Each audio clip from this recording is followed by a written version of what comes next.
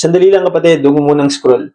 Bilang Kristiyano, bilang mananampalataya ng ating Panginoong Hesus, may mga pagkakataon po ba na pakiramdam mo hindi ka qualified gamitin ng Diyos para sa kanyang gawain? Maring dahil sa nakaraan mo, dahil sa mga failures mo, dahil sa kasalanan, kahinaan, o mga bandage mo, spiritual bandage. Ano po, at minsan iniisip mo, siguro iba lang yung, ibang tao lang yung pwedeng gamitin ng Diyos. At hindi siguro ako kwalipikado. Pero kapatid, gusto pong ipaabot ng ating Panginoon mula sa kanyang mga salita, kanyang mensahe, na hindi po kailangan maging perfecto para gamitin ng Diyos. Kailangan lang po natin maging willing. Ano po, sa buong Bible nga po, makikita natin na ang Diyos ay gumagamit ng mga imperfect people. Ano po, tulad ni Moises, di ba? Nauutal po siya magsalita noon. Si David na nagkamali ng malaki sa buhay niya. Si Peter po, na itinanggi ang Panginoong Hesus ng 3 beses. At si Paul po, ano po, na dating taga-usig ng mga Kristiyano. Pero bakit po sila ginamit ng Diyos? Hindi po dahil perpekto sila, hindi po dahil mga kilalang tao sila, o hindi po dahil mayaman sila, kundi dahil sumunod sila at nagtiwala sa Diyos ng buong puso. Kapatid, sabi nga po sa 1 Corinthians chapter 1 verse 27, God chose the weak things of the world to shame the strong.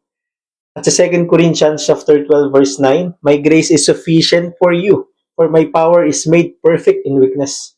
Mga kapatid, hindi hadlang ang kahinaan mo para gamitin ka niya at magamit ka niya sa kanyang kaluwalhatian. Minsan nga po, dun pa mas lalong nahahayag ang kapangyarihan ng Diyos sa buhay natin. Ano po? Pero tandaan po natin mga kapatid, ang paggamit ng Diyos ay hindi po excuse para manatili tayo sa kasalanan. Dahil kapag lumapit po tayo sa ating Panginoon, binabago niya po tayo araw-araw. Ano po? Tinatawag niya tayo sa repentance, obedience, at holiness. Again, hindi po tayo naliligtas dahil sa mabubuti nating mga gawa. Naliligtas tayo dahil sa biyaya at kabutihan ng ating Panginoong Hesus na namatay siya doon sa krus para sa ating mga kasalanan.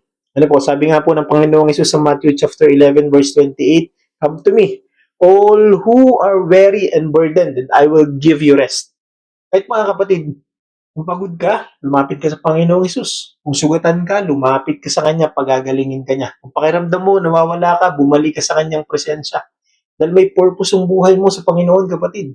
Huwag mong hayaan na pigilan ka ng takot, ng kahinaan, o ng nakaraan mong buhay sa pagtugon sa tawag mo sa Diyos. Hindi mga perpektong tao ang hinahanap ng Diyos, kapatid, kundi ang may pusong handang sumuko kay Kristo. Kaya ngayon, ibigay mo ang buhay mo sa Kanya. Magtiwala ka sa Kanya ng buong puso at hayaan mong gamitin ka niya para sa Kanyang kaluwalhatian.